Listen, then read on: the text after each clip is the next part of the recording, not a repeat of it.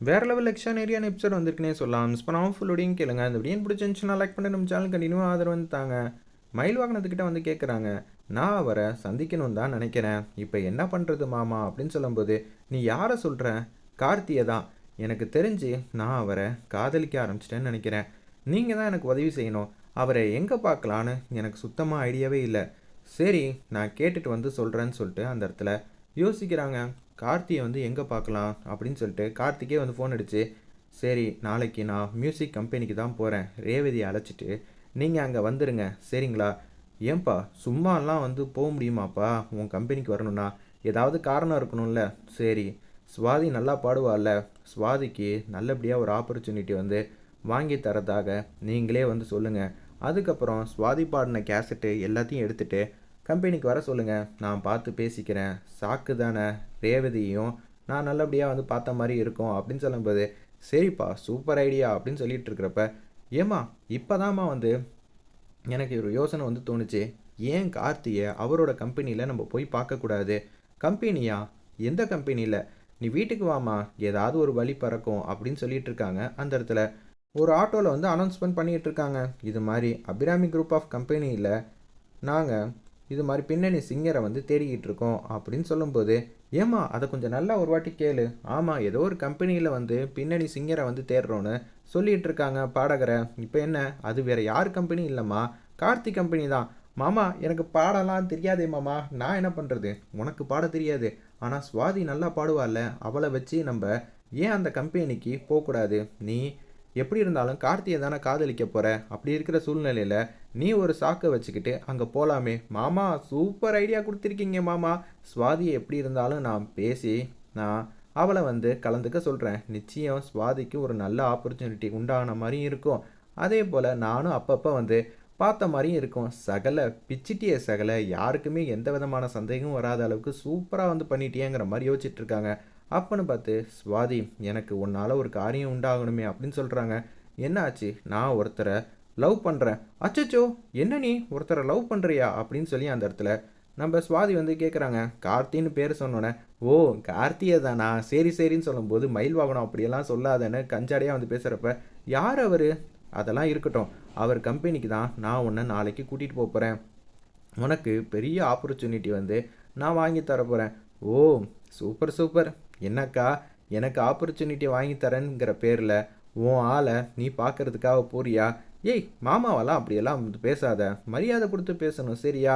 நான் இப்போ தான் அவரை பார்த்து பேசி என் காதலை சொல்லி அவருக்கு புரிஞ்சு அவர் சம்மதம் சொல்லி அம்மா கிட்ட சொல்லி அப்பப்பா எவ்வளோ போராட்டத்தை வந்து சந்திக்க வேண்டியது இருக்குது அப்படின்னு சொல்லும்போது, அதெல்லாம் இல்லைக்கா, சட்டு சட்டுன்னு நீ இல்லாட்டாலும் அவர் வேகமாக வந்து நடத்தி முடிச்சிருவார் இது எல்லாத்தையும். சுவாதி வந்து சொல்கிறாங்க, என்ன நீ அவரை முன்ன பின்ன தெரிஞ்ச மாதிரியே இப்படி பேசிக்கிட்டு இருக்கியே? அப்படியெல்லாம் இல்லைக்கா, நான் நல்லதாக தான் வந்து நினைக்கிறேன். எடுத்த உடனே நம்ம பாசிட்டிவாக தான் நினைக்கணும். சரி, நான் பாடின கேசட் எல்லாத்தையும் எடுத்து வைக்கிறேன்னு சொல்லிட்டு எல்லாத்தையும் வந்து எடுத்து வச்சிட்டு இருக்காங்க. சுவாதியும் ரேவதியும் அப்படியே அந்த மியூசிக் இருக்கிற கம்பெனிக்கு வந்து போயிட்டுருக்காங்க. வேறு லெவலில் இருந்துச்சுன்னே சொல்லலாம். இதுதான்க்கா அந்த கம்பெனி, உனக்கு தெரியுமா? நான் ஆல்ரெடி இந்த ஃபீல்டில் 2-3 வாட்டி இந்த கம்பெனிக்கு வந்திருக்கேங்க்கா, அதனால தான் நான் வந்து உன்னை கரெக்டாக கூட்டிகிட்டு வந்தேன்னு சுவாதி வந்து சொல்லிகிட்டு இருக்காங்க. அப்போன்னு பார்த்து உள்ளே வராங்க, வெயிட் பண்ண சொல்கிறாங்க. நான் இது மாதிரி கார்த்தியை வந்து பார்க்கணும், இன்டர்வியூ ஏதோ வச்சுருக்கீங்க, அது மட்டும் இல்லாமல் பாடுறதுக்கு அப்படின்னு ஆப்பர்ச்சுனிட்டி வந்து கேட்குறதுக்காக வந்திருக்கோம். சரிங்க, அவர் இப்போ தான் வருவார், கார்த்தி வந்தோடனே பேசிக்கலான்னு சொல்லிட்டு உட்காந்துட்டு இருக்காங்க. கார்த்தி எப்போதும் போல் மாசா கோட் சூட்டோட அப்படி வந்துட்டு இருக்காங்க. இதை வந்து நம்ம ரேவதி வந்து பார்க்குறாங்க. கார்த்தி கண்டுக்காமல் அப்படியே கார்த்தி வந்து பார்த்து சிரிச்சிட்டே வந்து இருக்காங்க. நம்ம ரேவதி, கோட் சூட்டில் உன் ஆள் சூப்பராக இருக்காருக்கா அப்படின்னு சுவாதி வந்து லைட்டாக வந்து ஒம்பளுக்குறாங்க. அப்போன்னு பார்த்து வந்தவங்களை வந்து நல்லா வந்து கவனிச்சிக்கங்கன்னு கார்த்தி சொன்னோன்னே அவங்களுக்கு ராஜ மரியாதை வந்து கொடுக்குறாங்க. ஜூஸு கூல்ட்ரிங்க்ஸுன்னு எல்லாம் வந்து கொடுத்துக்கிட்டு இருக்கிறப்ப, எங்கள் கம்பெனியில் இதெல்லாம் வழக்கம்தாம்மா, சாப்பிடுங்கன்னு சொல்லிட்டு அந்த இடத்துல வந்து கொடுக்குறாங்க. அப்போன்னு பார்த்து சரி உள்ளே வர வர சொல்லுங்கன்னு சொன்னோன்னே சுவாதி வந்து போகிறாங்க. ரேவதி வந்து ஆச்சரியமாக வந்து கார்த்தியை பார்க்கணுன்னு சந்தோஷத்தில் கதவை திறக்கிறாங்க.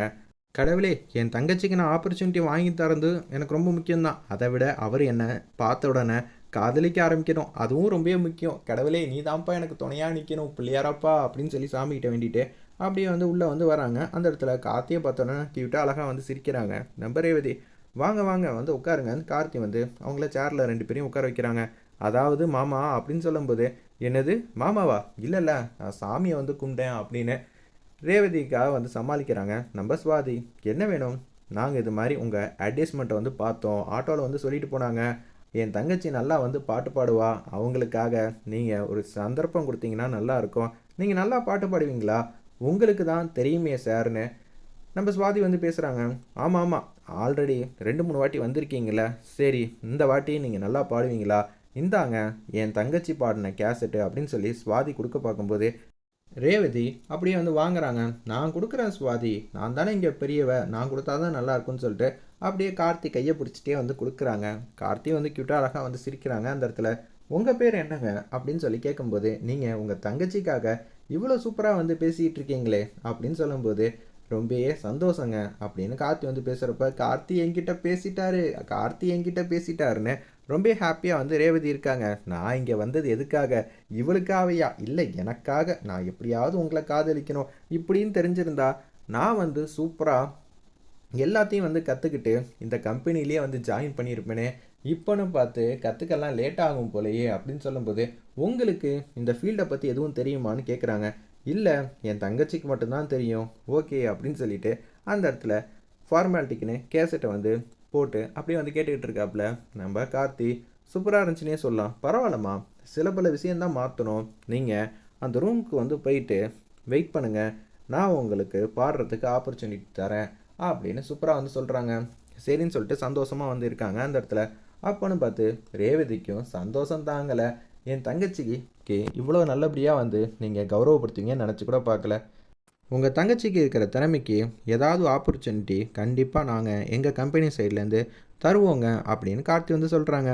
தாங்க தாங்க, கண்டிப்பாக அதை விட நான் உங்களை நல்லபடியாக வந்து பார்த்துக்கணுன்னு தான் நினைக்கிறேன்னு ரேவதி வந்து மனசில் நினச்சிட்டு இருக்காங்க. சரிங்க, நீங்கள் எந்த பக்கமாக வந்து போகிறீங்க அப்படின்னு சொல்லும்போது கார்த்தி வந்து அவசரமாக வேறு ஒரு இடத்துக்கு வந்து போகிறேன்னு சொல்கிறாங்க. நாங்களும் அந்த பக்கம் தான் வந்து போகிறோம், நீங்கள் தப்பாக நினச்சிக்கலனா போகிற வழியில் எங்களை வந்து ட்ராப் பண்ண முடியுமான்னு கேட்கும்போது, சரி வாங்க எந்த பிரச்சனையும் இல்லைன்னு சொல்லிட்டு சுவாதியும் நம்ம ரேவதியும் காரில் வந்து கூட்டிகிட்டு போகிறாங்க. என்ன ரேவதி, நீ எதுக்குமே வந்து தயங்கிக்கிட்டே இருக்க, நான் எப்படி கேட்டேன் உடனே காரில் வந்து கூட்டிகிட்டு போகிறாங்களா? வா தயங்காத, எல்லாம் நம்ம வருங்கால மாமாவாக தானே ஆக போகிறாரு, வான்னு சொல்லிட்டு அந்த இடத்துல ரேவதியை கையை பிடிச்சி காரில் வந்து கூட்டிகிட்டு போகிறாங்க நம்ம சுவாதி. கொஞ்ச நேரத்துக்கு முன்னாடி ரேவதி தான் ஆசைப்பட்டிருக்காங்க, அவரோட சேர்ந்து காரில் போனால் எவ்வளோ நல்லா இருக்கும் அப்படின்னு சொல்லி நினச்சதை உடனே வந்து சாதிச்சு காட்டிட்டாங்க சுவாதி அந்த இடத்துல. பரவாயில்ல, உனக்கு நிறையா தான் திறமை இருக்குது போலையே, இதெல்லாம் பார்த்துக்கிட்டு இருந்தா சரி வராது. ஏய் நான் தாண்டி உன் அக்கா, ஆனால் எனக்கே வந்து லவ்வில் ஐடியாலாம் கொடுக்குற பற்றியா? ஆமாம் ஆமாம், நீ இப்போ தான் முதல்ல இவரை பார்க்குற, அப்படி இருக்கும்போது உனக்கு புதுசாக தான் தெரியும்னு சுவாதி வந்து செம்மையாக வந்து கலாய்க்கிறாங்க. இருப்பினும் அப்படியே வந்து போயிட்டே இருக்கிறப்ப ஒரு இடத்துல வந்து ட்ராப் பண்ணுறாங்க. எனக்கு ரொம்ப சந்தோஷமாக இருக்குங்க, நீங்கள் இந்த ஊர் தான், நான் உங்களை பற்றி ஏற்கனவே நிறையா வாட்டி நல்ல விதமாக வந்து கேள்விப்பட்டிருக்கேன்னு அன்பா பாசமாக வந்து கேட்குறாங்க. சரிங்க, அப்பப்போ நம்ம டச்லேயே இருப்போம்னு சொல்லிட்டு அப்படியே கார்த்தி மாட்டுக்கும் கை கொடுத்துட்டு அப்படியே போகிறப்ப ரேவதி அப்படியே வந்து கையை வந்து தலைக்கு மேலே வச்சு அப்படியே வந்து சுற்றி சுற்றி பார்த்துக்கிட்டே இருக்காங்க. கார்த்தி என்ன கை கொடுக்க வச்சுட்டாரு, ரொம்ப சூப்பராக இருக்குது தெரியுமா அப்படின்னு சந்தோஷமாக சிரிச்சுக்கிட்டே இருக்காங்க. ஏய் நம்ம வெளியில் போயிட்டு வந்தது அம்மாவுக்கு எதுவும் தெரியக்கூடாது சரியான்னு சொல்லிட்டு அப்படியே இவங்க எல்லாரும் வந்து தந்திரமாக வந்து யோசிச்சுட்டு இருக்காங்க. சரிக்கா நான் எதுவும் சொல்ல மாட்டேன், ஆப்பர்ச்சுனிட்டி கிடைக்கிறப்ப அவரே சொல்லுவார். எனக்கும் இதெல்லாம் தெரிஞ்சிருந்தா ரொம்பவே நல்லா இருந்திருக்கும்ல, எனக்கும் ஏதாவது ஒரு சந்தர்ப்பம் கொடுத்துருப்பாரு, இதை வச்சு கூட நான் அவர் மனசை மாற்றுறதுக்கு வாய்ப்பாக அமைஞ்சிருக்கும். இல்லைக்கா என்னை கூட்டிகிட்டு போகும்போது கூட அவர் மனசை மாற்ற உனக்கு ஒரு வாய்ப்பு கிடைக்கும்னு சுவாதி வந்து பேசுகிறாங்க.